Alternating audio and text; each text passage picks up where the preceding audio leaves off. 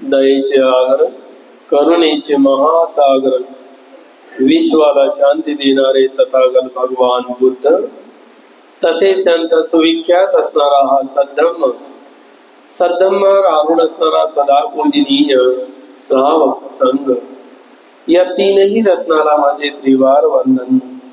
तसेच माझे गुरुवर्य आचार्य उपाध्याय यांना सुद्धा माझे त्रिवार वंदन. भारतीय घटनेचे शिल्पकार बोधिसत्व डॉ. आंबेडकर यांच्या उपकाराची जाण ठेवून सर्वांच्या प्रती मंगल मैत्री.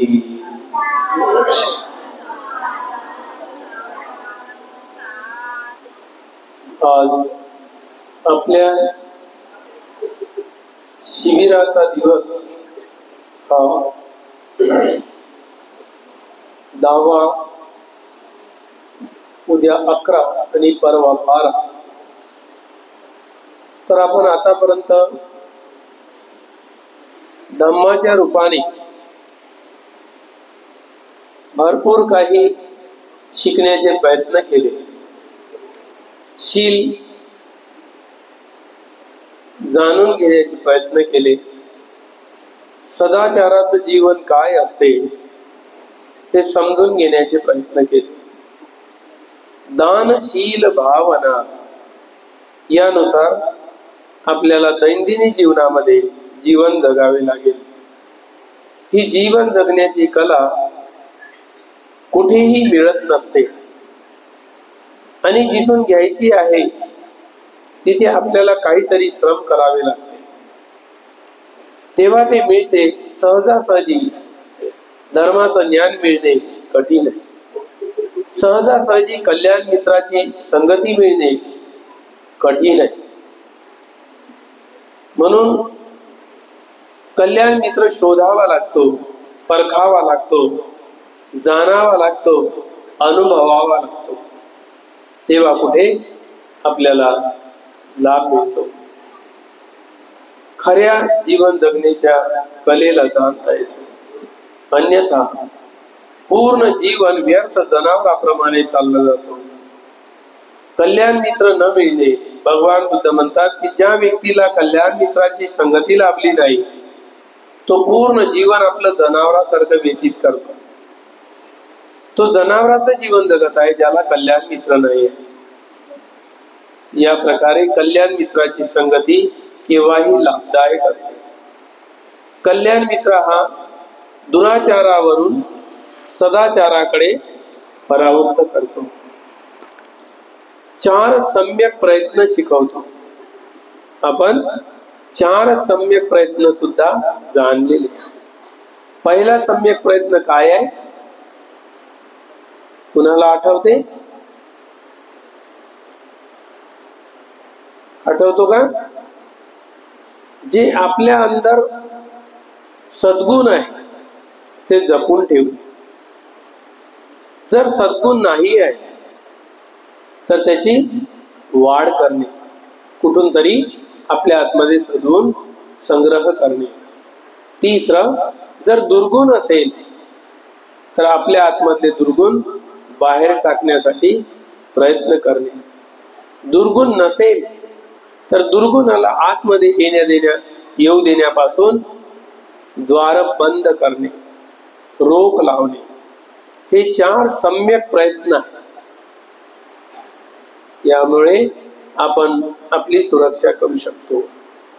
शीलामध्ये हेच येतात की सम्यक प्रयत्न आपल्याला काय काय करायला पाहिजे आणि काय नाही करायला पाहिजे.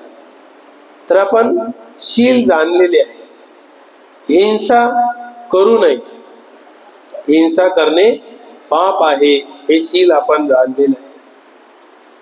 त्यानंतर चोरी करणे हे सुद्धा पाप कर्म आहे. चोरी करणाऱ्यावर कुणीही विश्वास ठेवत नाही. तो कितीही बार बार सत्य बोलण्याचे प्रयत्न करेल की मी चोरी केली नाही, मी चोरी केली नाही, पण चोरी जर केली त्याच्यावरून विश्वास उडतो. दुबारा त्याला कोणीही आपल्या घरी येऊ देत नाही किंवा त्याला आला तर नजर ठेवतात.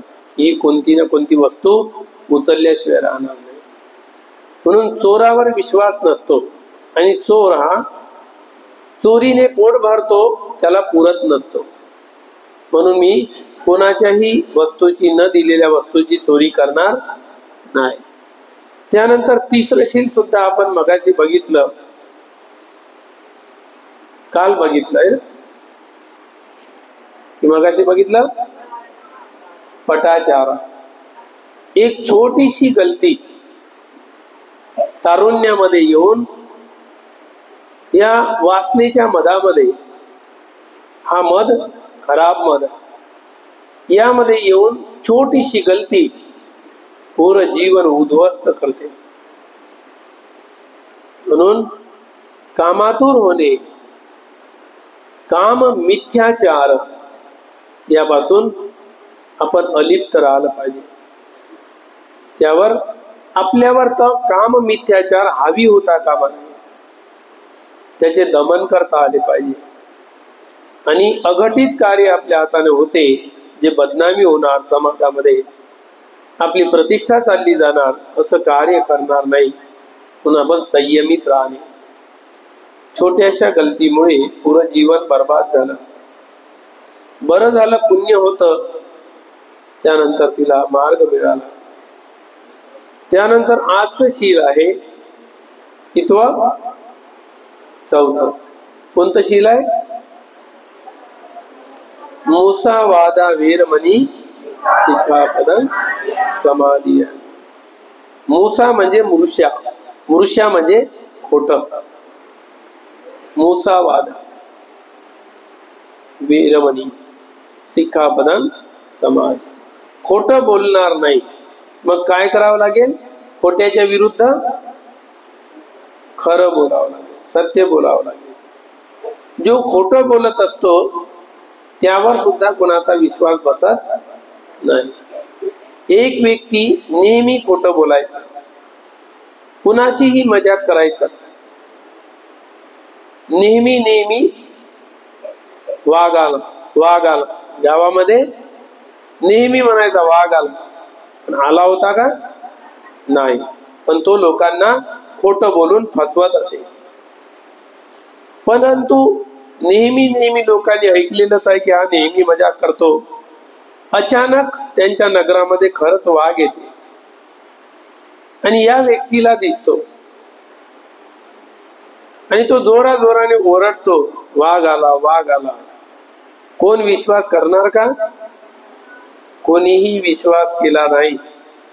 याचं नेहमीच आहे, नेहमीच खोटं बोलणं आहे, नेहमीच फसवणूक आहे. वाघ आला, वाघ आला. त्या दिवशी खरोखर वाघ येते. तो कितीही जोराजोराने ओरडतो, परंतु कोणीही बाहेर निघत नाही. त्यामुळे वाघ येतो आणि त्याला घेऊन जातो. या प्रकारे खोटं बोलणाऱ्याची फसगत होते. म्हणून खोटं बोलू नये. जो खोटं बोलून दुसऱ्याला ठकवतो, कोणती वस्तू मागायला आला तर देत नाही, खोटं बोलतो, अशा व्यक्तीला हानी भोगावी लागते. तर अशा प्रकारे ठकवणारा व्यक्ती हा दुसऱ्याला ठकवतो, त्याला सुद्धा दुसरा कोणीतरी फसवणारा मिळतो. एका गावामध्ये 2 मित्र होते. ते मित्र खूप जिवलग होते. दुसऱ्या मित्राला काही काम आलं, बाहेर गावला जायची वेळ आली. त्याने आपल्या मित्राला सांगितलं, मित्रा, मला थोडं काही कारणानिमित्त गावाला जावं लागत आहे, काही दिवस लागतील मला यायला. तोपर्यंत माझ्या घरी जे नांगराचे फाळ आहे ते तुझ्या घरी नेऊन ठेव. 4-5 फाळ होते त्याचे नांगराचे, लोखंडी लाकडाच्या नांगराला फाळ असतात. बघितले का फाळ? लंबा दंडा असतो, टोकदार, नांगराच्या टोकाला तो जमीन नांगरतो, हल. तर ते नांगराची फाळ आपल्या मित्राच्या घरी नेऊन ठेवतो, तो बरेच दिवस लागतो त्याला वापस यायला, या मित्राची नियत फिरतो, हा नांगराचे फाळ विकून टाकतो आणि जे पैसे येते त्याच्यामध्ये मोजमजा करतो. कालांतराने काही दिवसानंतर तो मित्र वापस येतो आणि त्याला फाळ विचारतो, माझे नांगराचे फाळ जे तुझ्या घरी होते, आता उन्हाळा दिवस आहे, मला शेतात नांगरायला जायचं आहे, तर ते फाळ मला वापस कर. तर त्याने ज्या फाळाला आपल्या घराच्या माग आणून ठेवायला लावले होते त्या जाग्यावर नेऊन दाखवलं त्याला, तर तिथे फाळ नाही आहे. तिथे आहे तर उंदरांच्या लेंड्या. त्या ज्या ठिकाणी लोखंडी फाळ ठेवले होते त्या ठिकाणी या उंदरांच्या लेंड्या पसरवून ठेवल्या आणि तो आपल्या मित्राला दाखवतो की मित्रा, हे बघ, तुझे इथे फाळ मी ठेवले होते, परंतु हे सर्व लोखंडी फाळ उंदराने खाऊन टाकले. काय म्हणतो तो मित्राला, तुझे हे लोखंडी फाळ पूर्ण उंदराने खाऊन टाकले. आता असं होते का? लोखंडाचे फाळ उंदर खाते का? पण त्याला खोटं बोलायचं होतं. खोटं बोलून आपल्या मित्राची फसवणूक करायची होती. दुसरा मित्र समजून गेला की माझा मित्र माझ्यासोबत धोकेबाजी करत आहे, खोटं बोलून मला फसवत आहे. उंदर कधीही फाळ खाऊ शकत नाही. तो समजून गेला आपल्या मित्राची खोटेपणा. काही दिवस गेले. आता या मित्राला गरज पडली बाहेर जाण्याची. हा बाहेर गेला काही कामानिमित्त. आता बाहेर जाणार, तर जो मित्र गावून आला त्याला सांगतो, मित्रा, मला काही कारणानिमित्त गावाला जायचं आहे, मी थोडासा वापस यायला मला वेळ लागेल, तोपर्यंत माझा मुलगा तुझ्या घरी राहू दे. लहान मुलगा होता, तो त्याच्या घरी नेऊन ठेवला. म्हणजे ठीक आहे, काही हरकत नाही, राहू दे. त्याला बरेच दिवस लागले वापस यायला आणि काही दिवसानंतर तो आला आणि त्याला आपला मुलगा मागतो. तो मुलगा 12-13 वर्षाचा. या मित्राला म्हणतो, माझा मुलगा कुठे? मुलगा दिसत नाही. दुसरा मित्र म्हणतो, तुझा मुलगा माझ्याच घरी होता, बाहेर थोडासा खेळायला निघाला, त्याला घार घेऊन गेली आकाशामध्ये. घार आकाशामध्ये घेऊन गेली. तुझ्या मुलाला मी वाचवू शकलो नाही. तो विचार करू लागला की माझा 12-13 वर्षाचा मुलगा एवढा मोठा आणि ते तेवढीशी घार कशी काय देणार. समजून गेला, हा माझ्या सोबत खोटा बोलत आहे. त्याने त्याचा रिपोर्ट दिला, राजाकडे तक्रार केली. राजाने दोघालाही बोलवलं. काय काय ही भानगड काय? तेव्हा त्यांनी पहिल्यांनी सांगितलं की महाराज, खरोखर याचा मुलगा घार घेऊन गेली. राजा पण विचार करू लागला की अरे मूर्ख मनुष्य, असं कधी होते का? 12-13 वर्षाचा मुलगा आणि तेवढीशी घार घेऊन जाणार? खरं खरं सांग काय. तेव्हा तो सांगू लागला, महाराज, मी काही दिवसासाठी काही कामासाठी बाहेर गेलो आणि माझ्या मित्राकडे मी लोखंडी फाळ ठेवले नांगराचे, आणि जेव्हा तिकडून वापस आलो तेव्हा याला मागत आहो, तर हा म्हणतो की उंदराच्या लेंड्या पसरवल्या यांनी घराच्या मागे, आणि म्हणतो की उंदरांनी सारे फाळ खाऊन टाकले. महाराज, उंदर कधी लोखंडाचे फाळ खातात का? पण हा माझा मित्र म्हणतो की लोखंडाचे फाळ खाल्ले. मी पण मान्य केलं की होऊ शकते खाल्ले असेल.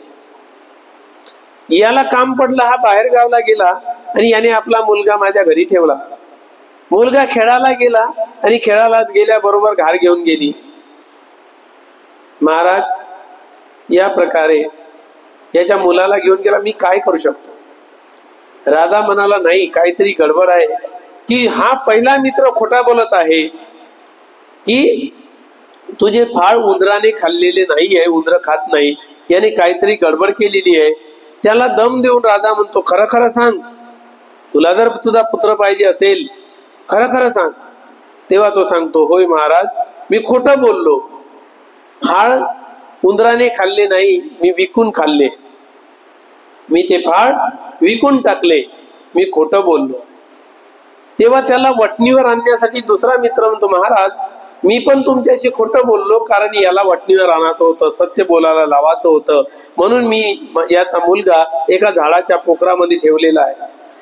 तो आहे माझ्या रिश्तेदाराचं घर आहे, त्या रिश्तेदाराच्या घरी एक झाड आहे, त्यामध्ये याला ठेवलेला आहे.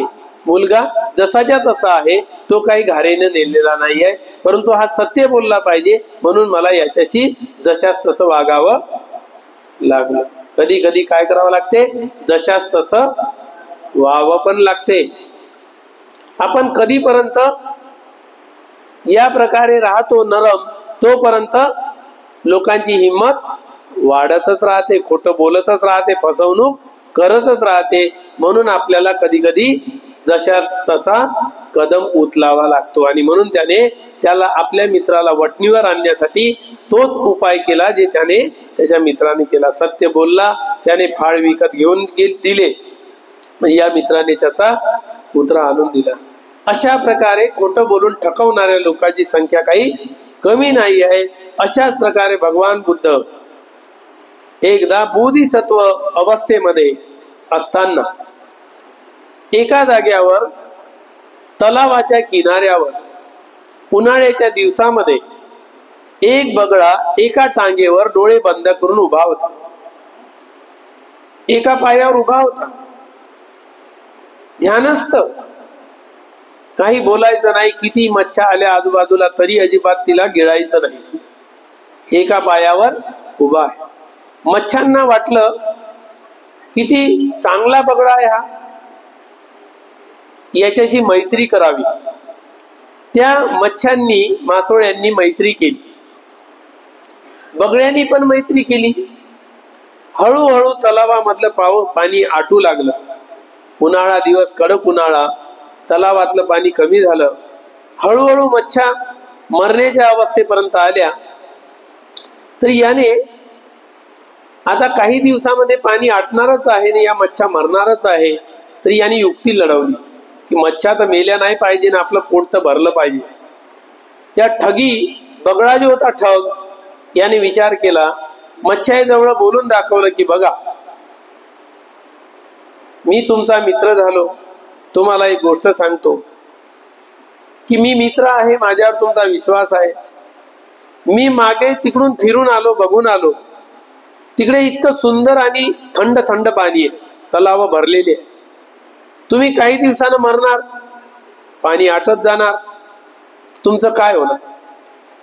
पण तुम्हाला मरण येऊ नये म्हणून मित्रत्वाच्या नात्याने मी तुम्हाला मदत करू इच्छितो.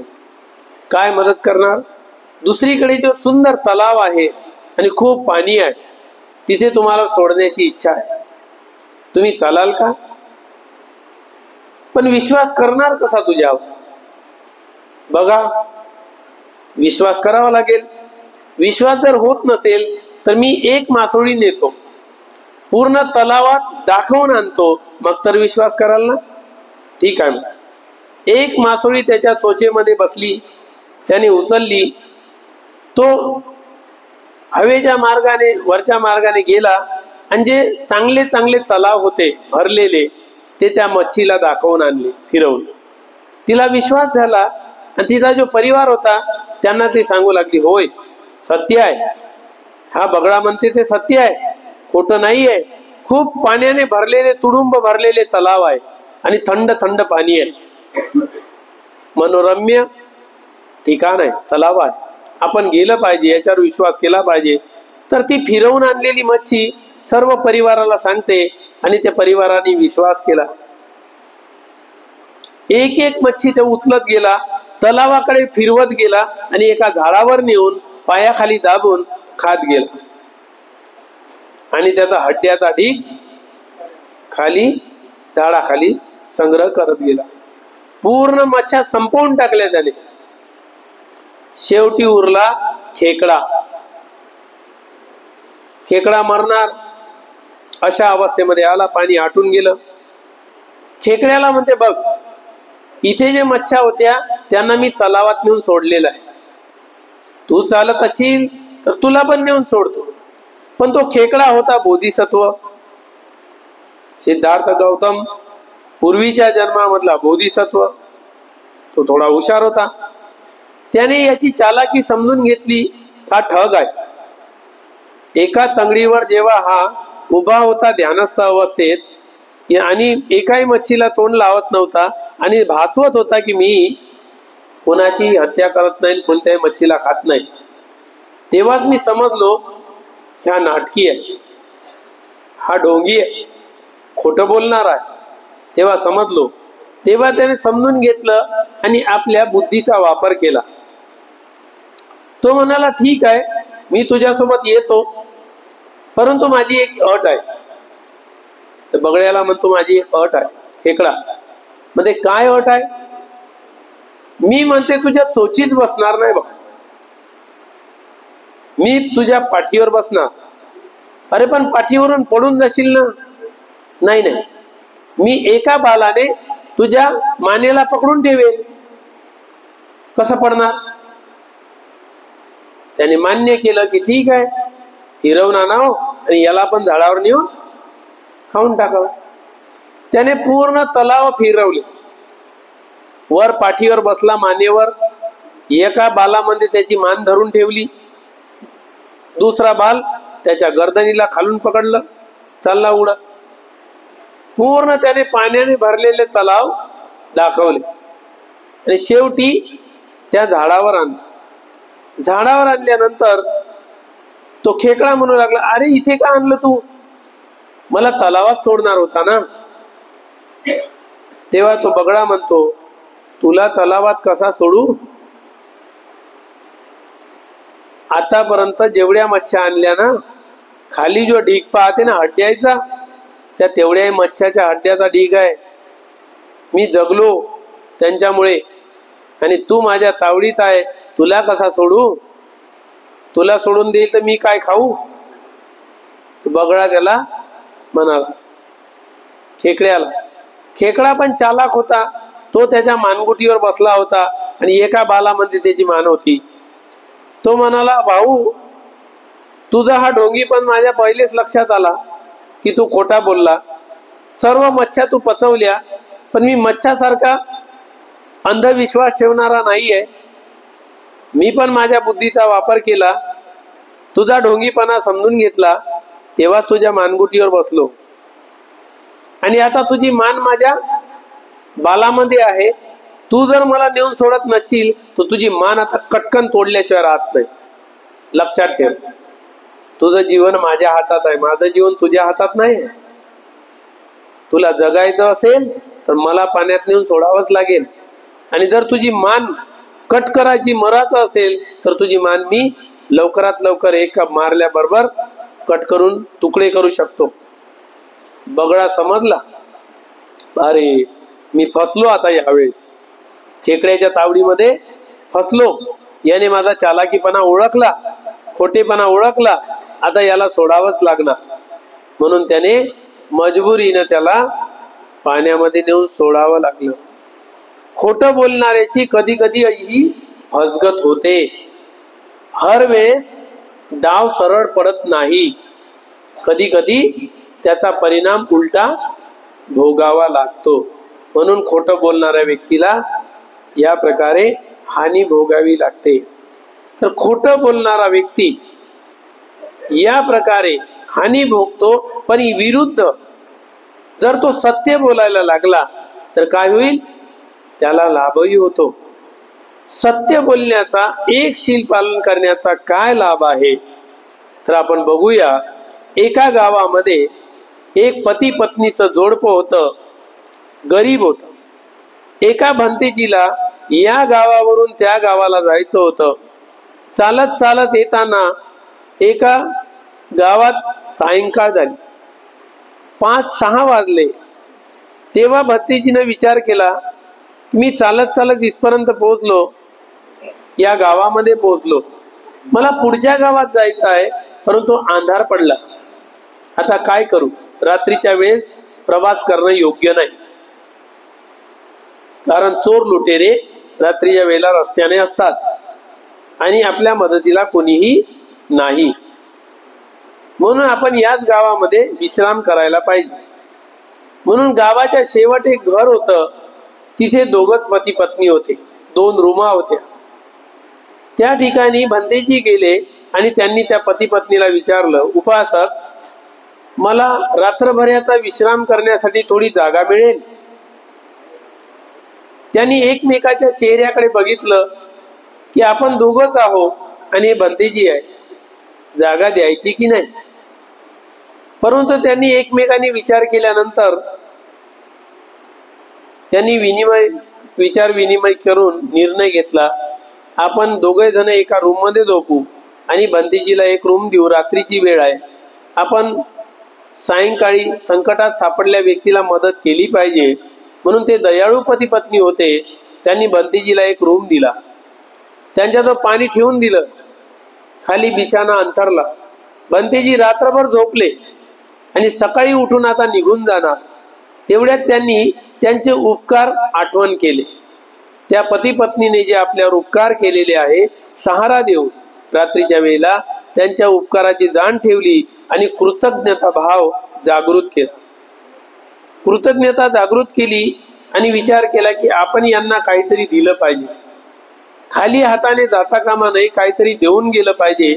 म्हणून त्या भंतेजीने विचार केला, आपण देऊ तर काय देऊ, माझ्याजवळच काही नाही, फक्त भोजन पात्र आहे, मला पुढे जायचं आहे, दुसरं काहीही नाही, काय देऊ. तेव्हा दोघाही पती पत्नीला जवळ बोलवलं आणि त्यांना पंचशील दिलं.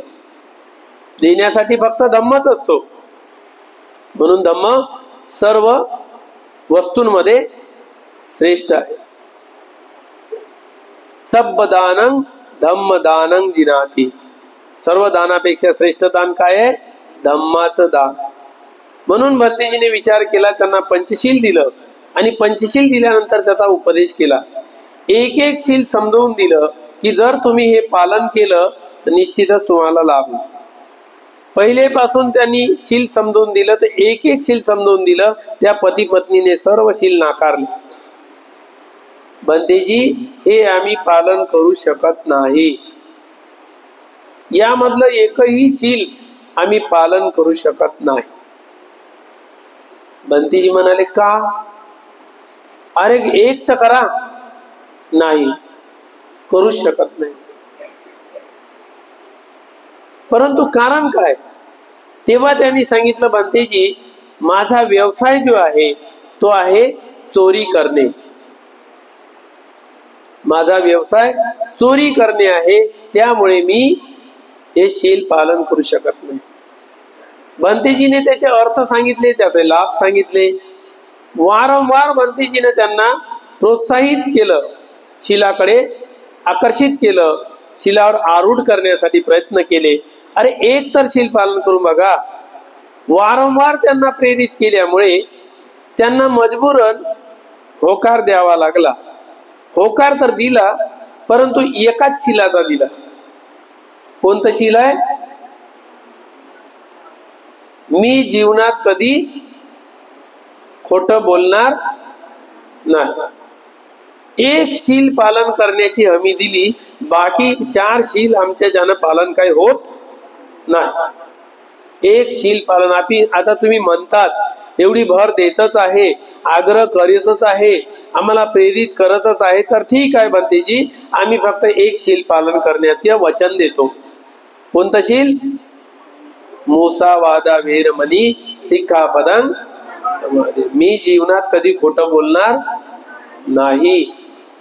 हे शील पालन करण्याचं त्यांनी व्रत घेतलं, संकल्प केला, भंतेजीला वचन दिलं.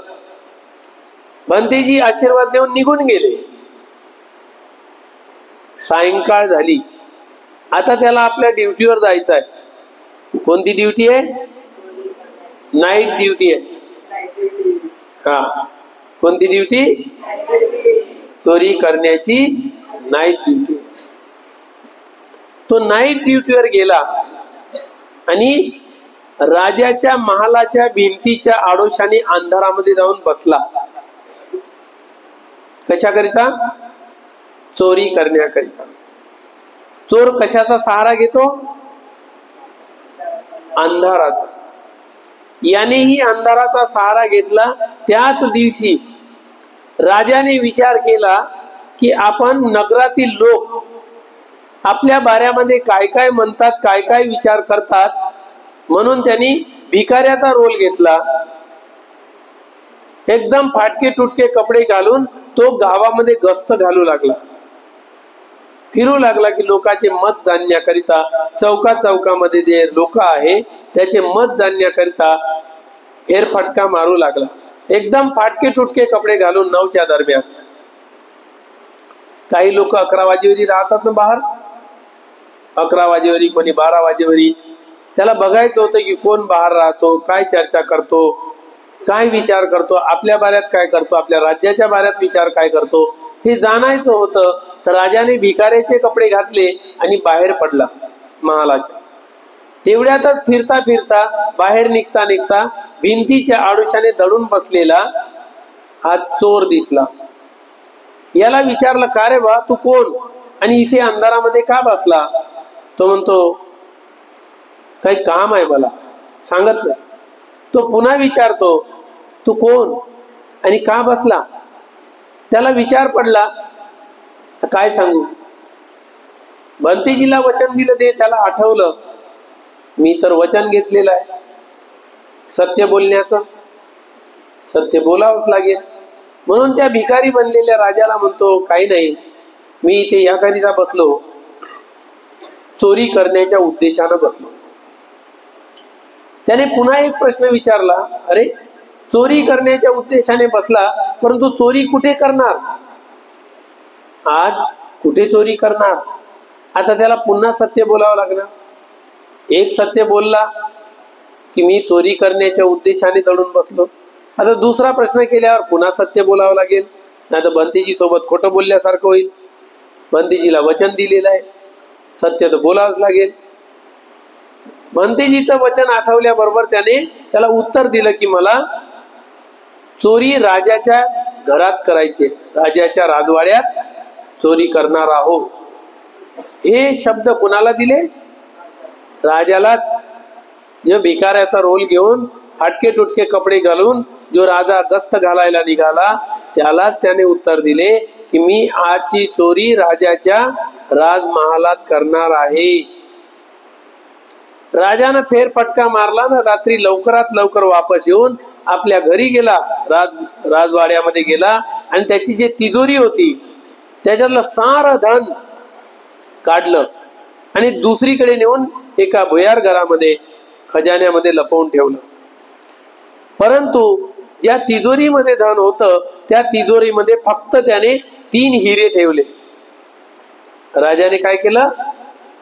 फक्त 3 हिरे ठेवले आणि राजा ते धन दुसरीकडे लपवून बिनधास्त झोपून गेला. रात्रीच्या वेळेला चोर आला, दरवाजाचे ताले खोलत खोलत भिंतीवरून कुदून चोरीची व्यवस्था करत करत तो आतमध्ये शिरला आणि जिथे तिजोरी होती जुनी त्या ठिकाणी गेला आणि तिचा ताला खोलला आणि पाहते तर त्या लॉकरमध्ये 3 हिरे. जेव्हा त्याने राजाला सांगितलं की मी राजवाड्यात चोरी करणार आहो, तेव्हा त्या भिकारी बनलेल्या राजाने त्याला पुन्हा एक शब्द दिला, अरे मूर्ख चोरा, तू मला सांगितलं की मी राजवाड्यात चोरी करणार आहो आणि मी जर जाऊन राजाला सांगितलं तर तुझी तर गर्दन कापणार राजा. तो गयावया करू लागला, नाही नाही तसं तुम्ही करू नका, तुम्ही सांगू नका. तो राजा भिकारी बनलेला राजा म्हणतो, ठीक आहे मी नाही सांगत राजाला, पण माझी एक अट आहे. काय अट आहे? तुम्ही जे काही चोरी करून आणणार राजमहालातून त्याच्यावर अर्धा हक्क माझा राहणार, अर्ध मला द्यावं लागेल. त्या चोराने मान्य केलं, ठीक आहे पण राजाला मात्र सांगू नका, मी तुम्हाला हे अर्ध द्यायला तयार आहे. तो गेला, पाहते अलमारीमध्ये तिजोरीमध्ये तर 3 हिरे आहे. आता 3 हिरे त्याने हाताने उचलले, पण सत्य बोलत आहे त्याला. विचार करू लागला की 3 हिरे जर नेले तर तो जो मला भिकारी भेटला तर त्याला अर्धे अर्धे कसे देऊ, 3 हिऱ्याची वाटणी नाही करताय.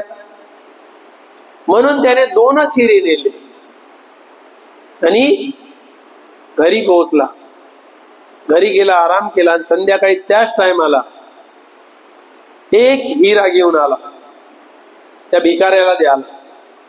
पुन्हा त्या राजाने भिकाऱ्याचं रूप घेतलं आणि 9-10च्या दरम्यान बाहेर पडला. त्याच जागेवर भेटला आणि त्या चोराला म्हणतो, बघ, तू जे मला काल वचन दिलं होतं ते पुरं कर. तू चोरी केली, त्याच्यात काही तर आणलं असेल. तो म्हणतो, हो बरोबर आहे, मी चोरी केली. राजाच्या तिजोरीमध्ये फक्त 3 हिरे होते. 3 हिऱ्याची आपल्याला वाटणी करता आली नसती म्हणून मी 2 हिरे आणले. 1 हिरा तू ठेव, 1 हिरा मी ठेवतो. असं म्हणून त्या भिकारी बनलेल्या राजाला 1 हिरा दिला आणि तिथून दुसरीकडे चोरी करण्याच्या उद्देशाने निघून गेला. दुसऱ्या दिवशी राजाने आपल्या अमात्याला पाठवलं, जा आणि आपल्या महालामध्ये कुठे काय चोरी झाली का बघून ये. तेव्हा तो अमात्य गेला आणि सगळीकडे पाहतो तिजोऱ्या, तर ही तिजोरी मात्र खाली आहे, त्याच्यात काहीच माल नाही आहे. याने इकडून तिकडून हात टाकून पाहिलं त्या तिजोरीमध्ये, तर त्या अमात्याला 1 हिरा आढळला. त्याने विचार केला की सर्व तिजोरीतला माल गायब आहे, काहीच नाही आहे, फक्त 1च हिरा आहे. राजाला थोडं माहित होणार आहे की 1 हिरा होता. त्याने धरला तो हिरा अमात्याने आणि आपल्या खिशात टाकला. राजाला काय कळणार. आणि राजाकडे गेला आणि राजाला म्हणतो, महाराज महाराज, सर्व माल चोरीला गेलेला आहे, पूर्ण तिजोरी खाली आहे. राजा म्हणतो, अरे असं कसं झालं, काही तर असेल. म्हणते, महाराज काहीच नाही आहे, सर्व तिजोरी खाली आहे. दुसऱ्या दिवशी दवंडी पिटवण्यात आली आणि सारे लोक, जेवढे चोर होते, साऱ्या चोरांना एकत्र करण्यात आलं. राजवाड्यामध्ये सभा भरवली. त्या सभेमध्ये सर्व चोरांना उपस्थित केलं. हा पण आला, याला पण बोलवण्यात आलं. सर्व चोर, त्या उपस्थित असणारे सर्वांचा जीव धोक्यात आहे. याचा पण जीव दुकुड पुकुड करायला लागला. आता काही खरं नाही आपलं. त्या भिकाऱ्यानं जर राजाला सांगितलं असं माझं नाव, तर माझी गर्दन तर गेली, माझं मुंडकं छाटल्याशिवाय राहणार नाही, म्हणून माझा जीव तर आज धोक्यात आहे. असं म्हणून हा घाबरू लागला. प्रत्येक चोर माझ्यावर नाव येते का, मला राजा विनाकारणानं दंड देते का काय, माझी गर्दन कापते की काय. सर्व चोर धाकेटलेले होते. सर्व चोरांना विचारलं, सर्व चोरांनी हात वर केले की नाही महाराज, आम्ही राजवाड्यात चोरी केलीच नाही, आम्ही आलोच नाही. सर्वांनी नकार दिला. जेव्हा याची बारी आली तेव्हा याने विचार केला, खरं बोलू की खोटं बोलू. खरं बोललं तर जीव गेल्याशिवाय राहत नाही, खोटं बोललं तर कदाचित जीव वाचल्याशिवाय राहणार नाही. नंतर त्याला आठवलं की नाही, खरं जर बोललं तर जीव जाईल, पण भंतेजीला दिलेलं वचन मात्र तुटणार नाही. कम से कम तेवढं तर सत्य पाळू, भंतेजीला दिलं वचन तोडता कामा नये. राजाने गर्दन कापली तरी चालन, पण भंतेजीला दिलेलं वचन आपण तोडायचं नाही. त्याने दृढ संकल्प केला. जेव्हा याची बारी आली तेव्हा राजाने याला विचारलं, का रे बा, तू चोरी केली का राजवाड्यातली. तो थोडासा स्तब्ध झाला, श्वास तेज झाला, श्वासाकडे तो पाहू लागला. श्वास धीम्या गतीवर आला तेव्हा त्याने उत्तर दिलं. श्वास स्वाभाविक गतीवर आला तेव्हा त्याची घाबरटपणा निघून गेली होती, भयभीतपणा निघून गेला होता.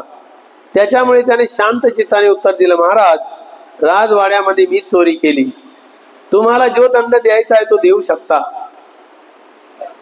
राजा म्हणाला, तू काय नेल. काही नाही महाराज, तिजोरीमध्ये 3 हिरे होते, एक भिकारी भेटला मला, त्याच्याजवळ मी सत्य बोललो. तो म्हणाला की मी राजाजवळ सांगेल. म्हणून त्याने म्हटलं की तू जे काही चोरी करून आणशील त्याच्यावर माझा अर्ध्या चोरीच्या मालावर माझा अधिकार राहील, मला द्यावं लागेल. मी त्याला कबूल झालो आणि दुसऱ्या दिवशी मी 2 हिरे नेले होते. ते 2 हिऱ्यातला एक हिरा दुसऱ्या दिवशी मी त्या भिकाऱ्याला दिला. एक हिरा जसाच्या तसा अलमारीत होता. हे जेव्हा त्या चोराने सांगितलं तेव्हा राजाच्या लक्षात अमात्याचा खोटेपणा आला. अमात्य माझ्या दरबारातला असून इतक्या वर्षापासून असून माझ्याशी खोटा बोलतो आणि जो चोर आहे तो माझ्या सोबत सत्य बोलतो. प्रामाणिक कोण? जो व्यक्ती जीवनभरासाठी आपल्या राज दरबारात आहे तो प्रामाणिक, की जो चोरी करून खरं बोलतो तो प्रामाणिक. राजाच्या लक्षात आला अमात्याचा खोटारडेपणा, धोकेबाजीपणा आणि राजा विचार करू लागला, अरे इतक्या वर्षापासून मी याच्यावर विश्वासानं पूर्ण कामं सोपवतो आणि हा माझ्यासोबत खोटं बोलून गद्दारी करतो. चोर व्यक्ती असून सत्य बोलतो आणि माझा व्यक्ती असून खोटं बोलतो. तेव्हा राजाने आपल्या दुसऱ्या सैनिकांना बोलवून अमात्याची झाडाझडती घेतली. त्याच्या कोटामध्ये तो हिरा सापडला. अमात्याला आपल्या राज्याच्या बाहेर काढून दिलं. तू आता आमच्या राज्यात राहायचं नाही, माझ्याशी धोकाबाजी केलेली आहे, तू माझ्या राज्यात राहायचं नाही.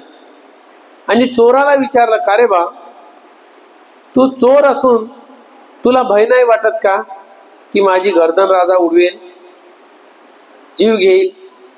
महाराज, भय तर भरपूर वाटत आहे. मग तू सत्य का बोलला? तुझा प्रांत वाचवू शकत होता खोटं बोलून, सत्य का बोलला? तेव्हा त्यांनी सर्व हकीकत सांगितली. सायंकाळच्या वेळेला माझ्या घरी भंतेजी आले. रात्रभर त्यांना विश्राम करायला मी जागा दिली. त्यांनी सकाळी जाता जाता आम्हाला शील दिलं आणि शील समजावून सांगितलं, शीलाचे फायदे समजावून सांगितले. आम्हाला पालन करण्यासाठी आग्रह केला, प्रवृत्त केलं आम्हाला शील मार्गावर. आम्ही नकार देता देता एक शील पालन करण्याचा होकार दिला. आणि म्हणून भंतेजीला दिलेलं वचन तोडणे योग्य नाही.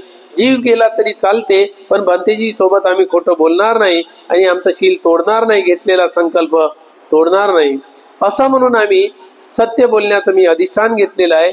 आणि म्हणून महाराज, तुमच्यासोबत मी सत्य बोललो, आता तुम्ही फाशी दिली तरी चालते. राजाला याचा सत्यपणा कळला आणि अमात्याचा खोटारडेपणा कळला. अमात्याला आपल्या राज्याच्या बाहेर काढलं आणि चोराला अमात्य पद दिलं. हा इमानदार आहे म्हणून अमात्य पद दिलं. आणि त्या चोराला म्हणतो, अरे तू भंतेजीनं दिलेले शील मला देऊ शकतो का? जे 5 शील तुला भंतेजीनं दिले, तू एकच शील पालन कर, पण मला 5 शील दे. मी 5 शील पालन करतो आणि मी माझं राज्य शिलात राहून चालवतो. तू पण माझ्यासोबत राह, तू पण शील पालन कर, सत्यवादी राह आणि माझं राजपाट चालवू लाग. तू आजपासून माझा अमात्य आहे. त्या अमात्याला, खोटारड्या अमात्याला पाठवून दिलं राज्याच्या बाहेर आणि या चोराला अमात्य पद दिलं. तेव्हा चोर विचार करू लागला, अरे कमाल आहे, या शीलाची तर कमाल आहे. भंतेजीनं मला आग्रह केला, या मार्गावर प्रवृत्त केलं आणि मी त्यांना होकार दिला एक शील पालन करण्याचा. एक शील पालन केल्याने जर अमात्य पद मिळू शकते आणि मी 5 शील पालन केले तर मग मी तर पुढच्या पुढे जाऊ शकतो. हे त्याला खात्री झाली. तेव्हा राजाला म्हणतो, महाराज तुम्ही पण 5 शील पालन करा, मी पण 5 शील पालन करतो. एका शीलाचं बल मला मिळालेलं आहे, त्याचं फळ मला मिळालेलं आहे. माझा विश्वास बसला की एक शील पालन केल्याने मला अमात्य पद मिळालं, मला आता जीवनभर 5 शील पालन करायचे आहे. असं म्हणून राजासोबत त्याने एकमत केलं आणि दोघांनी मिळून पंचशील ग्रहण केलं आणि पंचशील पालन करण्याचा संकल्प केला. आणि शिलात राहून राजपाट चालवण्याचा राजाने संकल्प केला आणि त्या चोरावर विश्वास ठेवून पूर्ण तिजोरी त्याच्या ताब्यात दिली. हा व्यक्ती इमानदार आहे, सत्यवादी आहे, म्हणून त्याला अमात्य पद देऊन तो सुद्धा घरी गेला. पत्नीला म्हणतो, बघ एक शील पालन केल्याने मला अमात्य पद मिळालं आणि भंतेजीनं म्हणलं होतं 5 शील पालन करा, तर 5 शील पालन केले असते तर मला राजाने कोणतं पद दिलं असतं आणि कुठे बसवलं असतं? सांगता येत नाही. म्हणून आजपासून आपण दोघंही पती पत्नी 5 शिलाचं पालन करूया आणि त्या भंतीजीचं त्यांना जे वचन दिलेलं आहे ते पूर्णत्वात नेऊन आपलं खरंच मंगल होईल म्हणून त्याला खात्री झाली आणि म्हणून त्याने 5 शील पालन करण्याचा संकल्प केला आणि राजासोबत 5 शिलामध्ये हातपाट चालवू लागला. या प्रकारे 1 शील पालन केल्याने जर एवढा मोठा पद मिळू शकते तर आपण जीवनामध्ये 5शील पालन केल्याने कुठं जाऊ शकतो. तर अशा प्रकारे प्रत्येकाने शील पालन करावा आणि आपलं मंगल करून घ्यावं अशी अपेक्षा करतो. आज जे काही पुण्यकर्म अर्जित केलेलं आहे हे पुण्यकर्म शील ग्रहण करून बुद्ध धम्म संघाच्या गुणाची पूजा करून आणि धम्म श्रवण करून आणि मी धम्म देशना करून जे काही पुण्यकर्म अर्जित केलेलं आहे हे पुण्यकर्म 4 दिशेला असणाऱ्या देवतागणांना अनुमोदन करतो. या पुण्यकर्माच्या बलाने 4 दिशेतील देवतांना श्रद्धाशील सूत त्याग प्रज्ञा प्राप्त हो. 4 दिशेतील देवता बुद्ध शासन चिरस्थायी ठेवण्यासाठी मदत करो. 4 दिशेतील देवता तुम्हा सर्वांना धार्मिक सुरक्षा प्रदान करो. 4 दिशेतील देवतांना बुद्धाच्या शासनामध्ये उत्तम 4 आर्य सत्य साक्षात करण्याचे भाग्य मिळो. यानंतर या पुण्यकर्मातला काही वाटा आपण त्या लोकांना अनुमोदन करूया जे लोक सदैव आपल्यावर अनुकंपा करतात, कल्याणाची भावना करतात, आपलं हित चाहतात, आपलं कल्याण चाहणारे कल्याण मित्र, आपले गुरुजन, आचार्य, उपाध्याय, जन्म देऊन महान उपकार करणारे उपकार करता, माता पिता, संकटकाळी मदतीला धावून येणारे ज्ञातिगण, 4 प्रत्ययाने भिक्षू संघाची सेवा करणाऱ्या उपासक उपासिका या सर्वांपर्यंत हे पुण्यकर्म पोहोचो. या पुण्याच्या बलाने त्यांच्यावर येणाऱ्या साऱ्या आपत्ती विपत्ती दुःख भय रोग नष्ट हो. त्यांच्या उद्योगधंद्यामध्ये व्यवसायामध्ये अभिवृद्धी हो. ते बुद्ध शासनामध्ये राहत हो. त्यांना श्रद्धाशील श्रुत त्याग प्रज्ञा प्राप्त हो. सिद्धार्थ गौतम बुद्धाच्या शासनामध्ये त्या सर्वांना उत्तम 4 आर्य सत्य साक्षात करण्याचे भाग्य मिळो. संपूर्ण विश्वातील प्राणी मात्राविषयी मंगल मैत्री करूया. आपल्या कुळातील कालगत झालेल्या लोकांच्या प्रति सुगतीची कामना करून पुण्यानुमोदन करूया. घटिकारो ब्रह्मराजा इमं पुण्यानुमोदतो सद्गो देवानमिन्दो इमं पुण्यानुमोदतो विसकम्मो देवपूतो इमं पुण्यानुमोदतो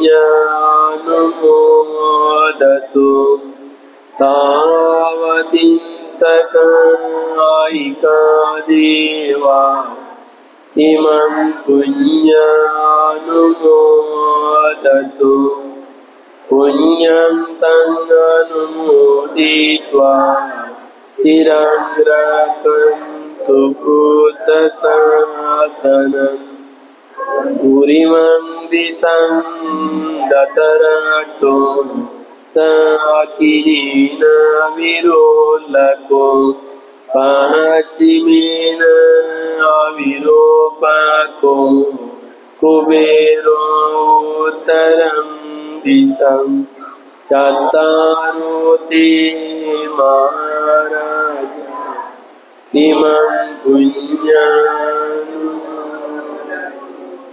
पुण्यं तं अनुमोदित्वा चिरं रक्षन्तु बुद्धशासनम् इन्दो सोमो वरुणो च भारद्वाजो प्रजापति चन्दनो कामसिद्धो च किन्निगण्डो निगण्डो च पनादोपमन्यो च देवसूतो च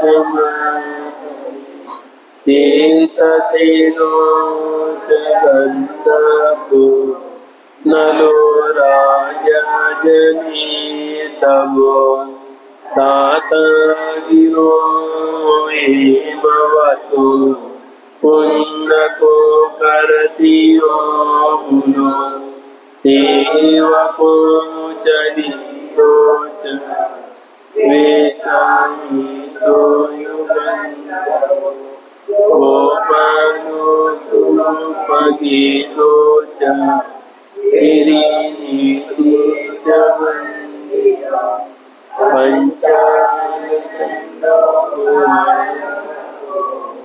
अर्जुनो सुमनो सुमुखो दधिमुखो मणिमणि चरो दीगो अतो शीर्षकोशः एते सेनापति देवा इमं पुण्यानुमोदतु पुण्यं तं अनुमोदित्वा चिरं रक्षन्तु बुद्धशासनम् आलवको देवराजा इमं पुण्यानुमोदतु महाकालो नागराजा इमं पुण्यानुमोदतु पुण्यं तं अनुमोदित्वा चिरं रक्षन्तु बुद्धशासनम् आत्मसत्ता च भूमट्टा देवानागमयेतिका पुण्यं तं अनुमोदित्वा चिरं रक्षन्तु बुद्धशासनम् आत्मसत्ता च भूमट्टा देवानागमयेतिका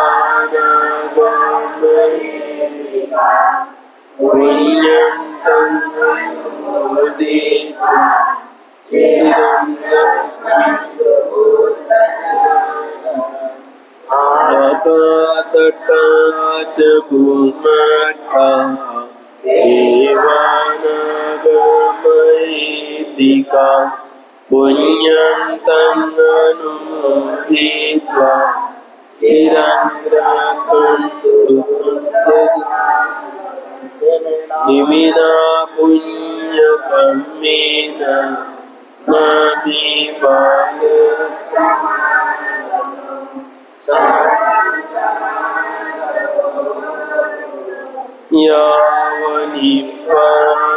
यावनिपानपातिया इदं मे पुण्यं आसवकया वहन्नोतु सर्वदुःखापमुञ्चतु कायेन वाचा चित्तेन प्रमादेन मया कथम् अच्छयं कममे बन्ते भूरिभञ्ඤा तथागत कायेन वाचा चित्तेन प्रमादेन मया कथम् अच्छयं कममेदम् सन्दितिका अकालिका कायेन वाचा चित्तेन प्रमादेन मया कथम् अच्छयं कममे संगम् पुण्यं कीर्तनं अनुत्तरं साधु साधु साधु मोक्षवन्दामि बन्ते मया कथं पुण्यं सामिनानोदितव्यं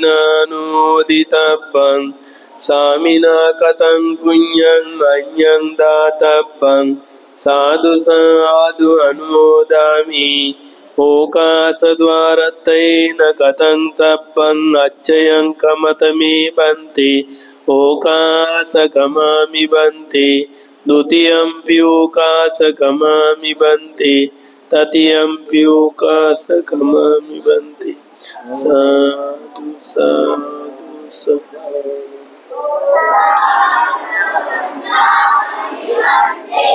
सुखी होन्तु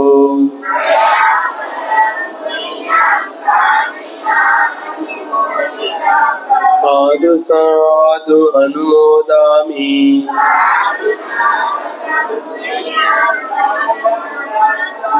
साधु साधु अनुमोदित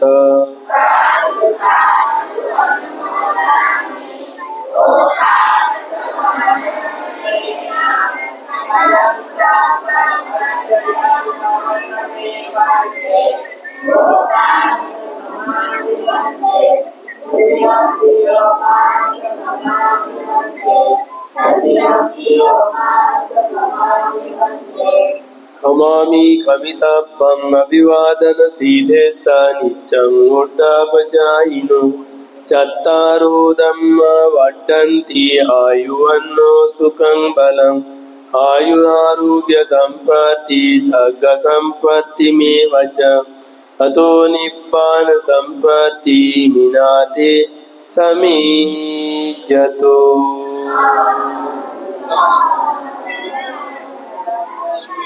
सुखी हो, सर्वांचे मंगल, सर्वांचे कल्याण हो। आज केलेले पुण्य कर्म कल्याण मित्र म्हणून तुमच्या सोबत सोबत राहा आणि दुःखातून मुक्तीकरिता मदत करो। सुखी हो, निरोगी हो, अवैरी हो।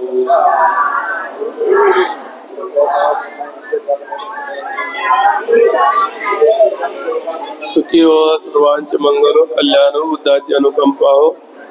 आयु आरोग्य संपत्ति सका संपत्ति में वचतो निब्बान संपत्ति मिनाते समिज्जतो।